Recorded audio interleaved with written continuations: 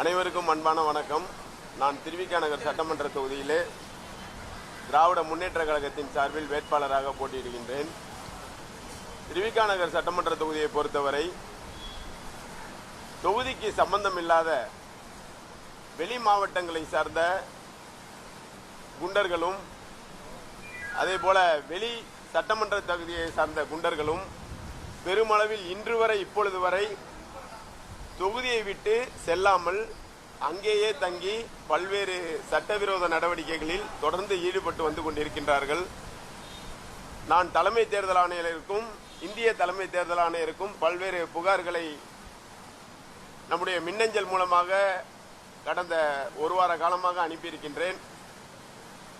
இன்று காலை வரை அவர்கள் பணப்பட்டுவாடாவிலே தொடர்ந்து ஈடுபட்டு கொண்டிருக்கிறார்கள். நேற்று கூட இருவரை வீடியோ ஃபுட்டேஜ் மூலம் அவர்கள் பணத்துடன் பிடித்து கொடுத்தும் காவல்துறை நடவடிக்கை எடுக்க மறுக்கிறார்கள்.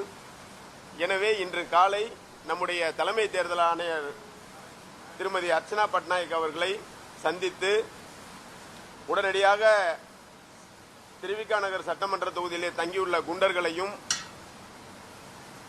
பதிவேடு குற்றவாளிகளையும் தொகுதியை விட்டு உடனடியாக வெளியேற்ற வேண்டும் என்று நாளைய தினம் நடக்கக்கூடிய அந்த தேர்தல் அமைதியாக நடக்க வேண்டும் என்று அவர்களை மனு மூலமாக கேட்டுக்கொண்டிருக்கின்றேன். நம்முடைய தலைமை தேர்தல் ஆணையாளர் அவர்களும் உடனடியாக நடவடிக்கை எடுப்பதாக சொல்லியிருக்கின்றார்கள். நடவடிக்கை எடுப்பார்கள் என்று முழுமையாக நம்பி அவர்களிடம் புகார் மனுவை அளித்திருக்கின்றேன்.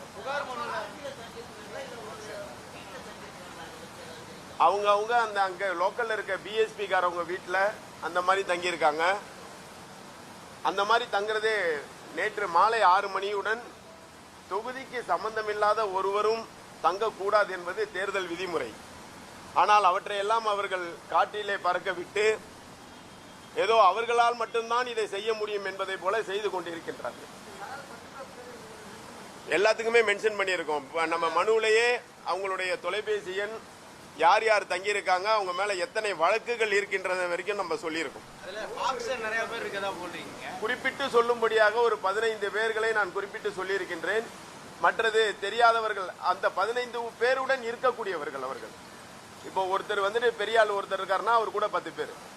இவங்க தான் தொகுதி முழுக்கவே இருக்காங்க. லோக்கல்ல இருக்கவங்க யாருமே அவங்க கூட இல்ல. மென்ஷன் பண்ணிருக்கோம். எல்லாம் அவங்க கூட வந்துட்டு இருக்கக்கூடிய வந்துட்டு குண்டர்கள். ஏற்கனவே பல பேர் மீது அவர்கள் மீது பல்வேறு வழக்குகள் நிலுவையில் இருக்கின்றன. அவற்றையெல்லாம் நாம் தெரிவித்து சொல்லியிருக்கின்றோம்.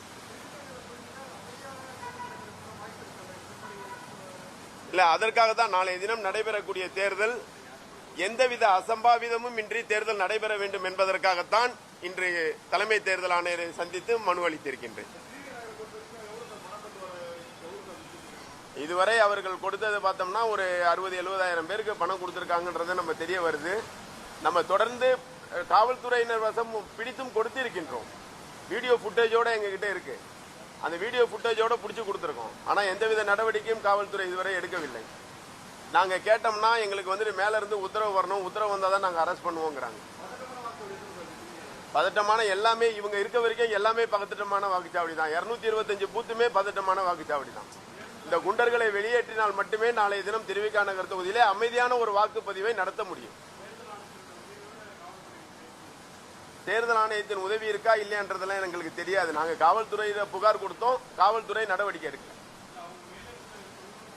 அவங்க வந்துட்டு நாங்க வந்துட்டு மேலிடத்துலனா ஒரு காவல்துறை அதிகாரி சொன்னாரு, நாங்க மேஜிஸ்ட்ரேட் கிட்ட நாங்க சரண்டர் பண்ணி எடுக்கணும்னு சொல்லிட்டு சொன்னாரு. மேலிடம்னா அவங்க எதை சொல்றாங்கன்றது தெரியாது. அதுக்கு ஏதாவது நாங்க வந்துட்டு இப்ப பணம் கொடுத்துட்டாங்க, ரவுடிசம் இருக்குன்றதுக்காக நாங்க வந்துட்டு எவிடன்ஸ் கொடுத்துருக்கோம். யார் யார் தங்கியிருக்காங்கன்றது எவிடன்ஸ் கொடுத்துருக்கோம். அந்த மாதிரி அவங்க மிரட்டல் விடுக்கிறாங்கன்னா அவங்க எவிடன்ஸ் கொடுக்கலாமே. எது வேணாலும் சொல்லலாம், வாயில சொல்லலாம். நாங்க கொடுத்த புகார் மனுவில் செல்போனு பேரோட கொடுத்துருக்கோம், எங்க தங்கியிருக்காங்கன்னு வரைக்கும் கொடுத்துருக்கோம், சொல்லியிருக்கோம். அந்த மாதிரி அவங்க அந்த மாதிரி யாராவது மிரட்டினாங்கன்னு சொன்னா சொல்லி கொடுத்துருக்கலாமே, புகார் கொடுத்துருக்கலாமே, சிஓட்ட கொடுத்துருக்கலாமே. பத்திரிகையாளர்களை பார்த்து சந்திச்சுட்டு போனா என்ன இருக்கு? எவிடன்ஸ் இருந்தா கொடுக்கலாம்.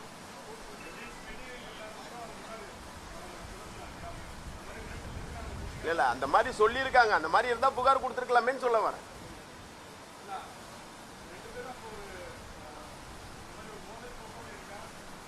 எங்களை பொறுத்தவரை திராவிட முன்னேற்ற கழகத்தை பொறுத்தவரை அமைதியான தேர்தலை நடத்த வேண்டும், அமைதியாக தேர்தலை சந்திக்க வேண்டும் என்பதை இப்பொழுது வரை நாங்கள் கடைபிடித்துக் கொண்டிருக்கின்றோம். அவர்கள் மீறி செய்தார்கள் என்றால் எங்களாலும் ஒன்றும் செய்ய முடியாது. அவங்களுடைய பார்ட்டி சார்பாக தான் குண்டர்கள் இருக்காங்க. லோக்கல்ல இருக்கவங்க யாருமே கிடையாது. அவங்க கூட அவங்க இத்தனை நாள் 20 நாள் தேர்தல் பரப்புரை பண்ணியிருக்காங்க. இந்த 20 நாள் தேர்தல் பரப்புரையும் அவங்களால வந்துட்டு வெளி மாவட்டங்கள்லேருந்து வந்து அவங்க கூட வந்தவங்க தான் தேர்தல் பரப்புரை பண்ணியிருக்காங்க. இப்போ நான் ஒரு இடத்துல ஒரு தேர்தல் பரப்புரை பண்ண போறேன்னா அந்த வட்டத்தில் இருக்கவங்க மட்டும்தான் என் கூட வருவாங்க. வெளி வட்டத்திலிருந்தே நம்ம கூட கூட்டு போக மாட்டோம். அந்த வட்டத்தில் இருக்கவங்க ஒரு 200-300 பேர் நம்ம கூட வருவாங்க. ஆனால் அவங்கள பொறுத்தவரை 20 நாட்களும் அவங்க கூட டே 1 எவ்வளோ யார் வந்தாங்களோ அவங்க தான் நேற்று வரைக்கும் இருந்தாங்க. நீங்க எல்லா வீடியோ ஃபுட்டேஜ் கவரேஜ்லையும் பாருங்க, உங்களுக்கு தெரியும். Thank you sir, thank you.